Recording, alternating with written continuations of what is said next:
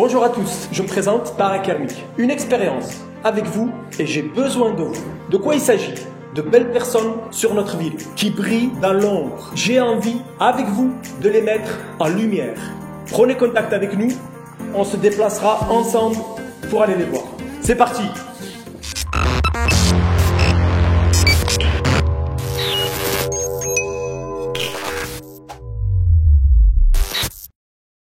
Bonjour à tous, troisième, donc aujourd'hui on est avec un pescalune, lunellois, mais avant ça, ce que je vous demande c'est surtout, si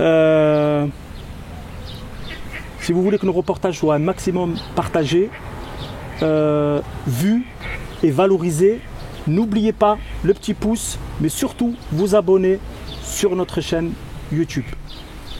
Ok? Alors aujourd'hui, une personne. Alors on va se dire pourquoi j'ai choisi Claude. Je vais être honnête avec vous. J'ai choisi Claude parce que c'est une personne, je dirais même une personnalité qui fait partie de la ville.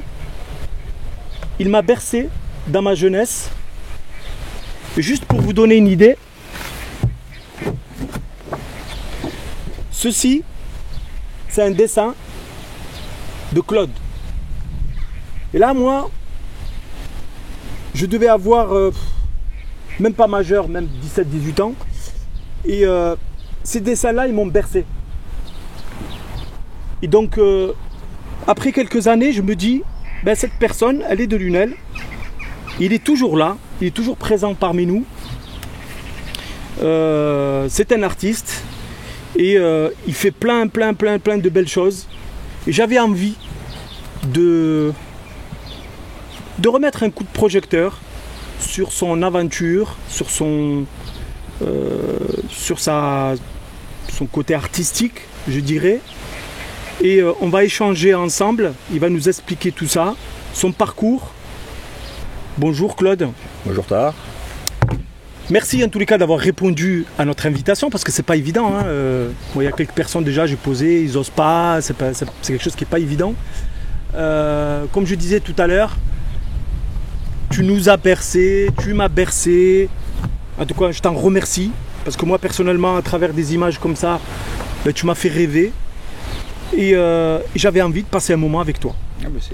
Écoute, je te remercie en retour de cette invitation aimable et amicale. Voilà, ça fait plaisir pas pour une fois, parce que bon, ça fait plaisir d'être, comme tu l'as dit, mis sous le projecteur. Parce que comme l'adage le dit, nul n'est prophète dans son pays. Et c'est bien d'aller un petit peu à contrario de cette idée-là, quoi. Tes débuts, comment cette passion du dessin t'est venue? À l'école maternelle. Donc il y a eu Madame Cuvelier, qui était une institutrice à l'époque, qui avait dit à mes parents, j'avais 5 ans, 6 ans, que si je voulais faire quelque chose dans le dessin, il fallait qu'ils m'accompagnent. Parce que déjà, elle avait repéré une certaine facilité, on va dire, ou en tout cas envie d'exprimer quelque chose avec le dessin, je sais pas. Bon, voilà. Donc après, j'ai suivi une scolarité classique et normale jusqu'en troisième. Et en troisième, j'ai décidé d'arrêter mes études parce que j'estimais avoir suffisamment de bagages intellectuels et culturels pour me lancer dans la vie. Et j'avais aussi eu l'opportunité de présenter le concours aux Beaux-Arts de Nîmes. J'ai été accepté. 2 ans après, on m'a foutu dehors pour incompatibilité d'humeur, mais bon, on va pas s'étendre sur ça. Et une fois dehors, sans métier véritable, parce qu'aucune formation, j'ai commencé à faire des peintures pour Pâques, pour Noël, sur les vitrines, chez les commerçants lunellois, etc. Après, il y avait une société qui s'appelait Imagine, qui faisait des t-shirts et des cadeaux d'entreprise. J'ai commencé à travailler, à faire des dessins humoristiques, tauromachiques, qui ont servi après pour faire des t-shirts de fête, pour les bandes.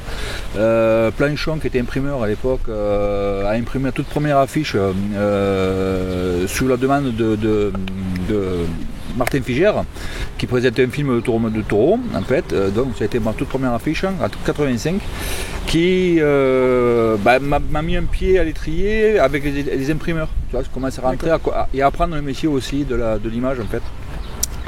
Voilà. Et puis enfin est arrivé Interville en 86, la première année. Ouais. Première affiche d'Interville. Et là, on m'a demandé de faire l'affiche promotionnelle d'Interville, la mairie de Lunel. Et bon, moi j'ai fait la première affiche qui a eu un énorme succès. Fort de cette affiche-là, j'ai demandé à la mairie de m'organiser une exposition de dessin humoristique à l'office de tourisme en 87, qu'ils ont accepté. Hein. Et tout est parti de là en gros. Une petite parenthèse politique. Je sais que tu es issu d'une famille très engagée politiquement. Est-ce que tu peux nous en dire quelques mots là-dessus? Oui, bien sûr, oui. Bon, si tu veux, mon père, donc César Pelé, parce qu'il faut faire attention, il y a mon père et mon fils qui s'appellent César, donc bon, mon père, César Pelé, le papa, s'est présenté aux élections de 73 déjà. 73 sous l'étiquette du Front National. À Lunel. À Lunel. D'accord. Ouais, moi j'étais en CE2 ou CE1. C'était le début ça, non? Ah ouais, c'est tout dit. 73, c'est la création du Front National, je crois à peu près. D'accord. Je ne veux pas me tromper. Donc tu es en train de me dire que ton père faisait partie aussi des piliers, du Front National national? Un des piliers du Front National national. Ouais. National. Je sais que politiquement, toi, tu t'es engagé par la suite. Ben, disons que bon, au début, comment dire, jusqu'à mes 18-19 ans, j'ai été formé par mon père. Enfin, mon père m'a éduqué. Mon père m'a élevé. C'est pour ça que je dis que tu baignais là-dedans. Ouais, bien sûr. Je parle politique. La chance que j'ai eue quand même, tu vois, c'est d'être tombé sur mon père en gros, quelque part. C'est que mon père a toujours fait en sorte de favoriser mon libre arbitre, c'est-à-dire que je puisse développer ma propre pensée, même si je vais à l'encontre de la sienne. D'accord. C'est-à-dire qu'au sein de ma famille, quand les élections 89-90, là, quand il a été battu par Claude Barral, je me suis opposé à mon père parce que je me suis mis sur la liste de soutien de Claude Barral. D'accord. Et alors, politiquement, c'était important pour moi de noter mes différences avec les idées de mon père, si tu veux, bien sûr, ouais. Sachant que les idées de mon père ne sont pas tout à fait celles du Front National, mais ça c'est un autre débat. Exemple typique, c'est quand j'ai eu 16 ans, quand j'ai dit à mon père, je suis descendu le voir, j'y vais, papa, j'arrête l'école, je rentre aux Beaux-Arts. Il faut savoir que pour mon père, l'école des Beaux-Arts, ça représente un nid de communistes et d'anarchistes, de tout ce qu'il pas qu'il exècre, mais ouais. Un peu quand même, tu vois ça. Et il m'a dit, vas-y. Tu seras déçu, mais vas-y. D'accord. Bon, alors effectivement, j'ai été déçu, mais pour des raisons qui me sont personnelles, hein, bien c'est sûr, autre chose. Ouais. Donc je veux dire, par là, c'est quand même... c'est loin des idées préconçues qu'on peut se faire d'un homme politique, d'un certain courant politique, on va dire. On va parler de la bande dessinée. Ouais. Tasmira, c'était mon premier album de bande dessinée, à proprement parler. Un truc qui était un peu attendu dans le monde de la BD, qui était devenu même mythique et légendaire, quoi, tu vois, au point où on appelait ça l'Arlésienne. Et donc j'avais un gros challenge à réussir, chose que j'ai réussi. Donc, voilà. Donc là j'ai été édité j'ai fait 3 albums chez Glénat en même temps. Et puis je me suis rendu compte que tout compte fait, d'être édité chez un gros éditeur, c'est sympa pour la notoriété, pour l'ego, tout ce qu'on veut. Par contre financièrement, ça marche pas, ça s'en sort pas. Difficile. Donc voilà, j'ai créé ma propre maison d'édition personnelle, hein, sous forme d'association. Parce que j'ai écrit un récit, que j'ai initié un récit il y a 30 ans, que j'ai nourri pendant tout ce temps, et quand j'ai été prêt à le réaliser, j'ai dit je ne vais pas le donner en pâture à un éditeur, je vais m'auto-éditer moi, avec l'aide de la contribution participative sur Internet. D'accord. Là, c'est la plateforme Lul. Voilà, donc voilà, mes lecteurs me suivent, me permettent de financer la fabrication de mes albums, et puis voilà, c'est lancé. Donc c'est cela, c'est cela. Voilà. C'est cela. Hein. Voilà, donc tu as le 1 et le 2. Okay. Voilà, c'est alors les pierres sacrées d'Eliachem Katoum pour la prononciation. Qui veut dire alors, les pierres sacrées d'Eliachem Katoum. C'est difficile quand même à prononcer. Oui, c'est un nom que j'ai inventé. Ça veut dire quelque chose que je ne peux pas vous révéler parce que ça sera révélé au fil de l'aventure. Donc, il y a des secrets. D'où pourquoi c'est compliqué. Pourquoi c'est compliqué. Et puis, moi, chaque élément de ce mot-là veut dire quelque chose. Donc, mais ça, il faut le découvrir au fil et à mesure de l'aventure. Ça se veut être un récit. Alors, c'est à la fois présenté sous forme de science-fiction et de médiéval fantastique, mélangé sur 2 univers. C'est un constat doux amer de notre société en devenir, C'est-à-dire que si on ne prend pas les bons virages écologiques qu'on devrait prendre, ou même le bon virage spirituel qu'il nous faudrait entreprendre, ça va donner une situation X, c'est pas forcément enviable. Et on commence à avoir des prémices aujourd'hui avec les crises de Covid et tout ce qu'on veut, c'est pas forcément cool. Voilà.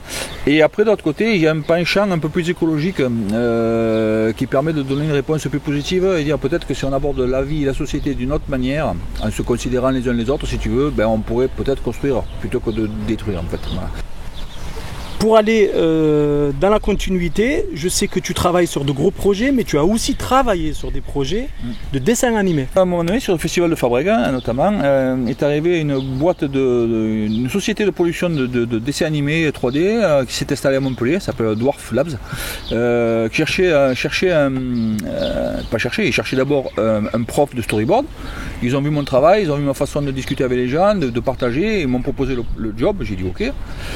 Et puis 2 ans après, ils m'ont dit bon, on a grossi, le studio, on a racheté le studio a été racheté par un gros consortium, etc. On a grossi, il me faut un directeur artistique, j'aimerais que ce soit toi. Donc j'ai dit ok, parce que sans aucune formation, en étant autodidacte, parti de rien, en gros, on me propose une place de directeur artistique. Et le mec qui a créé ce studio, il est crédité au générique d'Avatar, il a bossé chez Weta en Nouvelle-Zélande. Moi j'ai bossé avec des mecs qui ont bossé sur Star Wars, sur Bagman, et j'étais là directeur du truc, quoi. Qui pour moi, qui suis issu de Lunel, qui a priori, tu dis, c'est perdu, on ne sait où, il peut t'arriver des choses magnifiques, tu vois. Mais ça, c'est une question de désir. Bon, après, encore une fois, par souci d'autorité.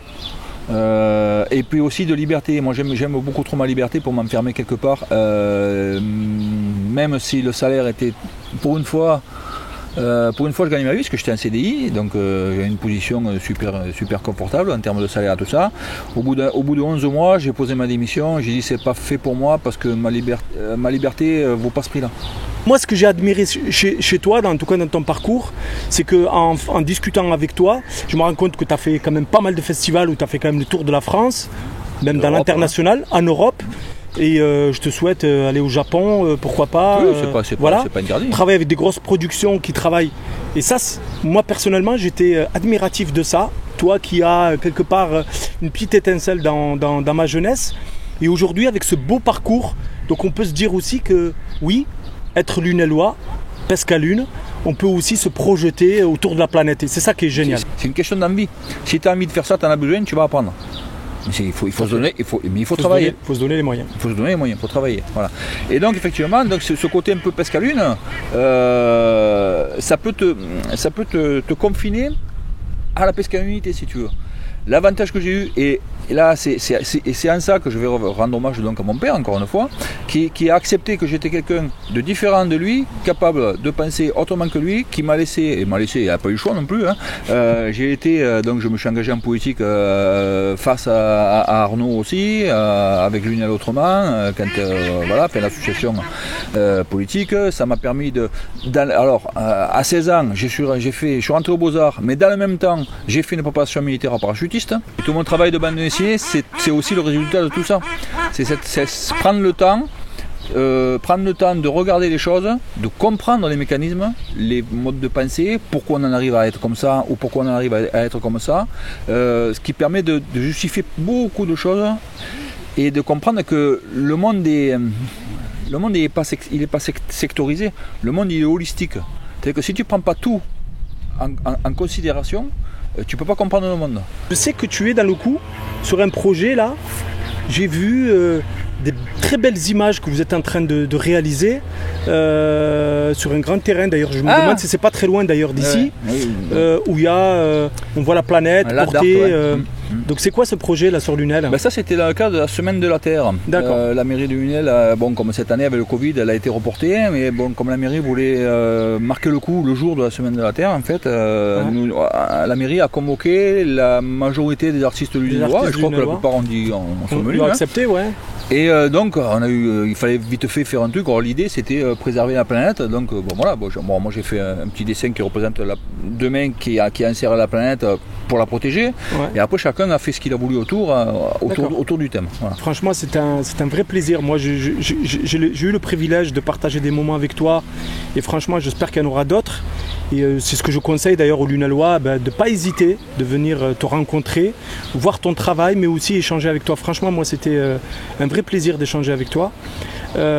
Profitez de cette occasion. Est-ce que tu aurais un message pour les Lunalois? Allez, un petit. Généralement, je le propose à tous les intervenants.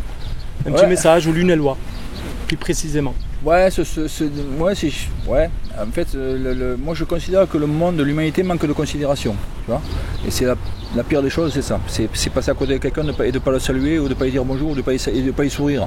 C'est-à-dire que si on commençait tout un chacun, quand on se croise dans la rue, en se disant bonjour avec un grand sourire, ça changerait déjà nettement tous les rapports humains. Et si je pouvais dire un truc, c'est dites-vous bonjour avec un grand sourire. C'est génial. Voilà. Franchement, on se termine avec vraiment ce beau message. Je termine avec un beau sourire. Et j'ai envie de vous dire tout simplement, pour venir nous suivre, n'hésitez pas à vous abonner à notre chaîne pour que nos reportages soient diffusés autour de la planète. Merci à vous, à bientôt. Cool. Merci Claude. Avec plaisir.